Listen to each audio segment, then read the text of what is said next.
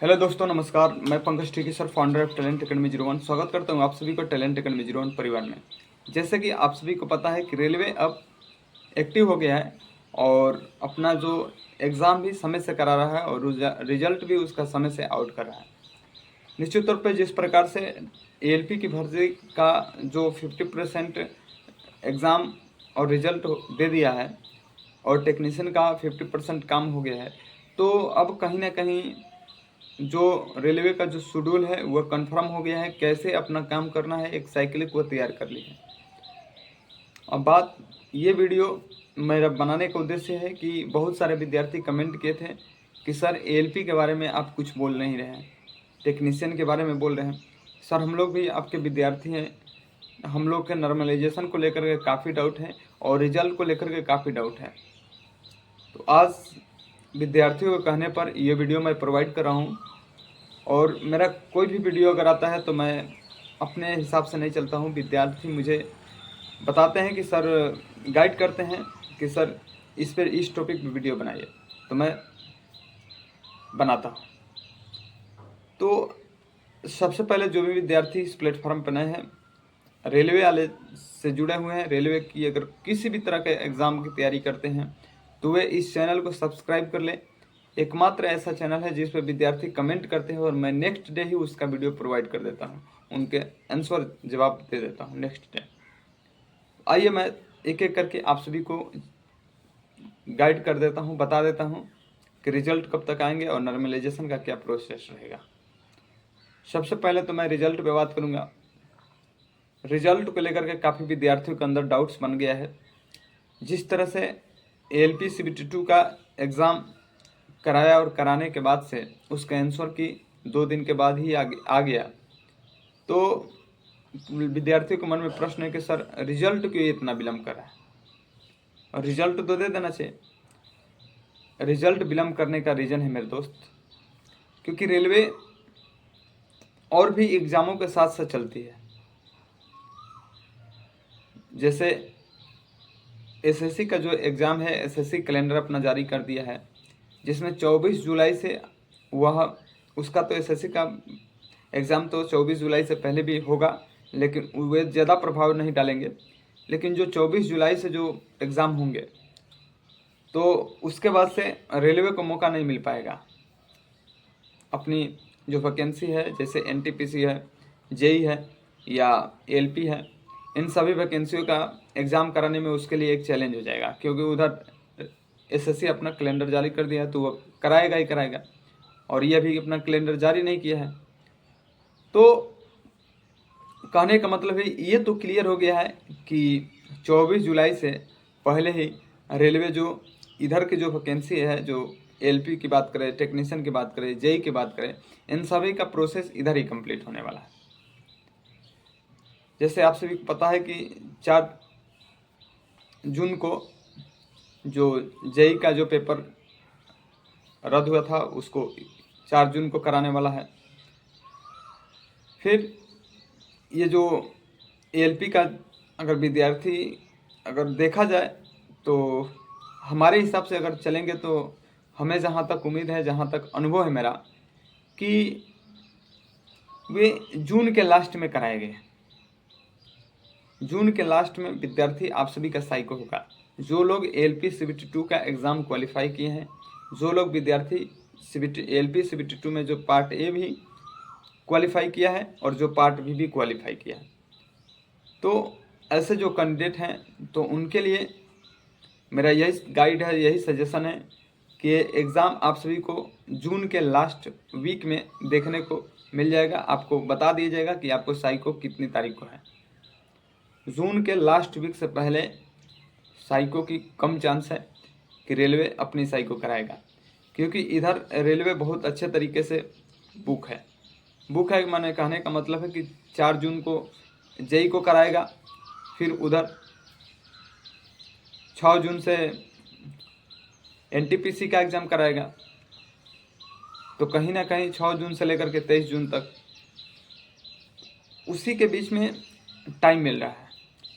फिर साइको भी कराना उतना ही इम्पोर्टेंट है, और एनटीपीसी का जो 12th वाले हैं तो 12th वाला का भी एग्ज़ाम कराना उतना ही इम्पोर्टेंट है।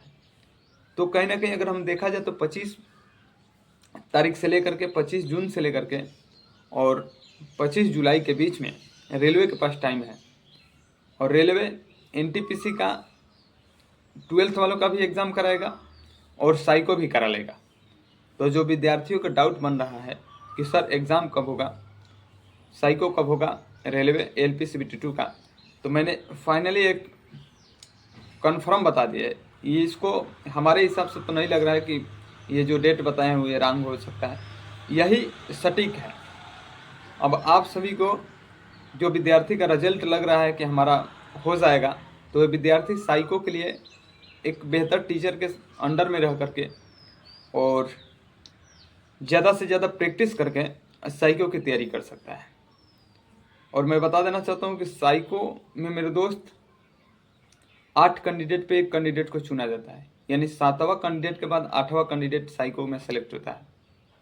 तो कहीं ना कहीं साइको भी इतना आसान नहीं है, उसमें बैटरी होता है और 5 बैटरियों में साइको में आपको 5 पेपर होंगे और पाँचों में आपको 42 नंबर से ऊपर ही लाना पड़ेगा। किसी में 90 क्वेश्चन आएंगे, किसी में 80 क्वेश्चन आएंगे, किसी में 75 क्वेश्चन आएंगे, लेकिन मिनिमम 42 पासिंग करना है। अगर किसी एक में भी अगर फेल हो जाते हैं तो फिर आप साइको में फेल हो जाएंगे। तो मेरा आप सभी से निवेदन है कि आप सभी लोग इस बात को समझें। साइको के लिए रेलवे ने बहुत अच्छा टाइम दिया है। ऐसे तो 15 दिन में तैयारी हो जाती है, लेकिन आप सभी को लिए 1 मंथ और दिया है, और बेहतर तरीके से आप सभी लोग लग जाएं ताकि सबका सिलेक्शन हो जो विद्यार्थी LP के लिए एलिजिबल हो, जिसके अंदर कुछ करने का जज्बा है, वह निश्चित तौर पे सेलेक्ट होगा। क्योंकि अब जो LP में कंपटीशन है वह बिल्कुल ख़त्म हो चुका है। 8 कैंडिडेट पे एक लिया जाएगा, अब जिसका जो उसके लायक होगा वह होगा। अब हम बात कर लेते हैं नॉर्मलाइजेशन को लेकर के। विद्यार्थी बात यह है, अभी तक मैंने जो बताया है साइको को लेकर के बताया है, जो विद्यार्थी ट्रेड में पास है और पार्ट ए में पास है। अब ये जो टॉपिक मैं बता रहा हूँ इसमें क्या है कि जो विद्यार्थी 1-2 नंबर से कम है वे क्या करें। उन सभी से निवेदन है कि आप सभी लोगों को भी बैठना नहीं है, हाथ में हाथ रख करके बैठने से कुछ नहीं होगा, ठीक है। आप सभी लोगों को जिसका 2 नंबर से कम है वह विद्यार्थी साइको के लिए भी कुछ काम करे, क्योंकि इस बार अगर छटेगा तो आने वाली जो वैकेंसी है उसमें उसका सीट फिक्स हो जाएगा। और वैकेंसी आइए गई है, फॉर्म फिलअप करिए दिए हैं, 60 दिन के बाद से वह भी अपना एग्ज़ाम कराएगा। कोई भी वैकेंसी है तो वह ज़्यादा दिनों तक नहीं रोक के रखती है, एडमिट कार्ड जारी ही करेगी। तो कहने का मतलब है कि आप सभी लोग इधर से तैयारी कर ले रहेंगे, 2 नंबर से अगर कम है तो आपको आगे चल करके कन्फर्म रहेंगे कि आपका सिलेक्शन में रोकेगा कोई नहीं। और रह गई बात नॉर्मलाइजेशन की, तो 100% चांस है कि नॉर्मलाइजेशन होगा, और मैं इस बेस पे कह रहा हूँ कि नॉर्मलाइजेशन होगा, क्योंकि सभी ट्रेड एक समान नहीं है। कोई वेल्डर से, कोई फिटर से, कोई इलेक्ट्रीशियन से, कोई मैकेनिस्ट से है। तो कहने का मतलब है कि सभी में क्वेश्चन किसी में हार्ड होगा, किसी में ईजी होगा, तो सभी को एक एवरेज निकाला जाएगा और फिर नॉर्मलाइजेशन उसका नाम दिया जाएगा और उसके हिसाब से विद्यार्थियों को सिलेक्ट किया जाएगा। तो मेरा जहाँ तक अनुभव है कि नॉर्मलाइजेशन इस बार होगा, क्योंकि रेलवे अपने बात को तो कहती है लेकिन अपने ही बात से मुकर भी जाती है। जैसे अगर हम लोग देखा जाए, रेलवे ग्रुप डी में बोली थी कि आने वाली जो वैकेंसी है 2019 के बाद से, उसमें हम उस कैंडिडेट को बाहर कर देंगे जो कैंडिडेट ITI नहीं किए। लेकिन जो रेलवे की वैकेंसी इस बार आई है, इसमें ये देखने को मिला कि जो 10th पास किए हैं वह भी ITI को भर सकते हैं, और जो ITI पास किए हैं वह भी, जो 10th पास किए हैं और जो ITI किए हैं वह भी ग्रुप डी के फॉर्म को भर सकते हैं। इसी तरह से और एक मैं आपको एग्जांपल देने वाला हूँ। जैसे रेलवे बोली थी कि मैं टेक्नीशियन में या जो भर्ती है इसमें हम वेटिंग नहीं लेंगे, लेकिन ऐसा प्रोसेस निकाली कि वेटिंग के जगह पे सेकेंडरी भी ले रही हैं। रेलवे टेक्नीशियन में वेटिंग की जगह पे सेकेंडरी भी ले रही है।